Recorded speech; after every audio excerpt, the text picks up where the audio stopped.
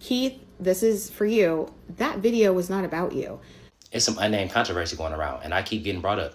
And I had an interaction with this person who made the video.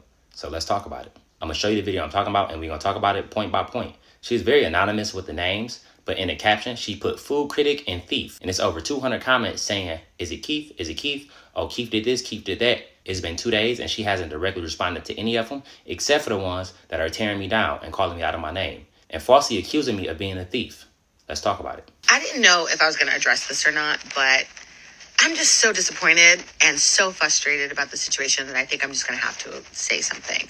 I'm Jillian. I'm a TV producer. I am a freelance TV producer. I worked for a lot of shows, won a lot of Emmys, just kind of good at what I do. Well, Jillian, as an Emmy award-winning producer and TV writer, I will assume that you know how dangerous labels, especially false labels, can be in the industry or in life in general. And again, I'm assuming. Just in case you don't, I'm here to tell you, for me personally, that is extremely detrimental.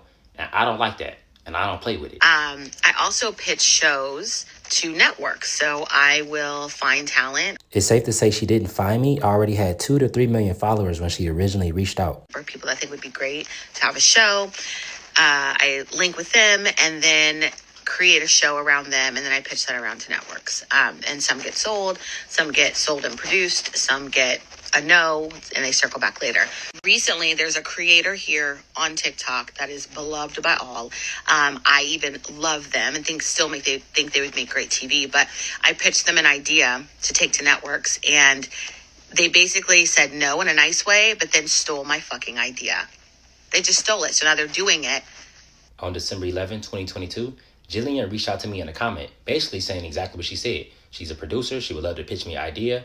I DM'd her that same day. I said, and I quote, "Hey, I just received your comment. Thank you so much for reaching out. I do not have a show, but I do have a meeting tomorrow with somebody pitching one. I would love to talk to you as well when you have the chance." I sent her my email, said, "God bless you. Thank you again." That was the 11th. She reached out to me on the 13th. I had the meeting with another person on the 12th. That meeting I had on the 12th was the exact same pitch that she pitched. I also had 2 other meetings after hers on the 13th. The exact same pitch was pitched. Not to mention, I get 1,000 comments on a daily basis from y'all pitching the exact same ideas and tagging Food Network, which I truly appreciate. She pitched it as a crossover between And Y'all Fix My Life and Triple D.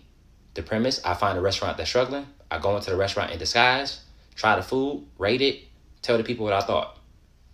I've been doing that. The first time I posted a video like this was December 9th, 2022. And it was a spinoff of another video I did on December 2nd, 2022, 9 days before she reached out to me. The only thing different is that I wasn't in disguise when she first reached out to me because, again, this was in December. I had anywhere between 2 million and 3 million followers at the time of her reaching out to me.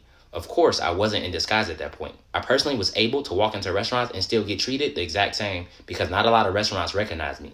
Now, with 9.6 million followers in Vegas, it's almost impossible. So that's why I went into disguise. Also, I took this opportunity to show my platform how talented my sister is. She did all of my makeup, my special effects, my hair. She did everything. I personally think she's way too talented not to do this as a full-time job. So this could be the opportunity to get her in front of the right people so that dream can become a reality. So again, me going into disguise and doing what I've been doing is not because I got the email from you, Jillian. And I'm saying that in the most honest and pure form.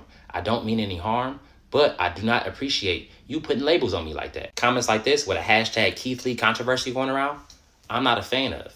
To put out labels that I help people but I steal from others is not only detrimental, but it's disrespectful in my eyes. I have not once stolen anything or taken anything from anybody. Everything that's given to me is from God. And I know it's gonna be people saying, why did you respond to this? Why are you even paying attention to it? Labels in the industry and labels in life are extremely detrimental.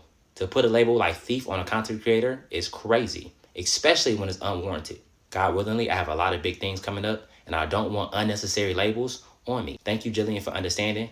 God bless you. I don't mean no harm to you. I don't condone any hate comments. I would just like this cleared up.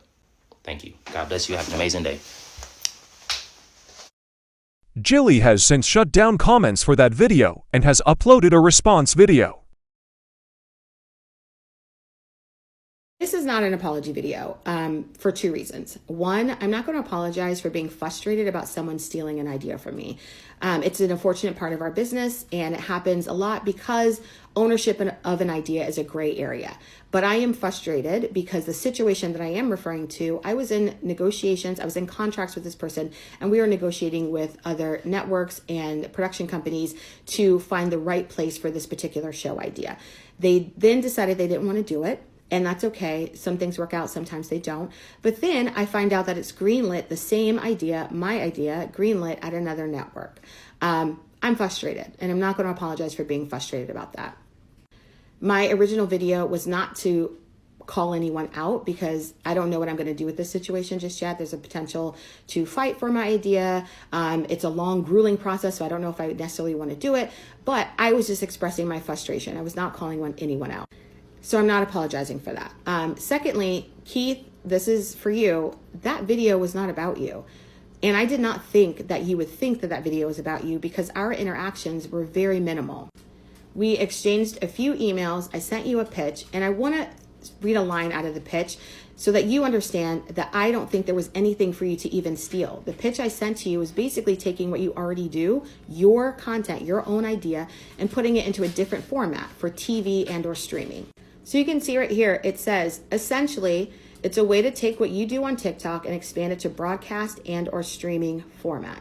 And then I continued to put it in a TV format, which is basically segments. So segment 1, segment 2, that's where all the commercial breaks would go. That's where the sponsorship is, so on and so forth. So again, Keith, there was nothing for you to steal. I would not accuse you of stealing something that didn't really exist in the way that I think people might be thinking it exists. I didn't pitch you an idea that was original. I didn't pitch you an idea that was even mine. I just said, hey, let's take your idea, what you're already doing, find a way to get it onto a different type of platform. I do want to add, though, that the type of platform that you have gives you a different type of responsibility. And I think before you made that assumption that it was about you, that I wish you would have just reached out to me, because I would have reached out to you if I thought you had stolen from me, or if I thought that an idea looked very similar. And because of that platform, when you call someone out or when you speak on someone, people react, and there's automatic things that are going to happen. And one of those things is people coming into my comment. And that's not terrible in and of itself, but it's comments like this. This is someone gleefully finding joy in my pregnancy losses, and they're doing it in your name with a hashtag for you. I know that's not what you want. I know that's not what you intended, but because you have the platform you have, it's a different kind of responsibility. And this is what I had to wake up to. And this is what was frustrating about this situation. She has since also shut down comments for that video and for all her videos on TikTok. She also has privates her Instagram.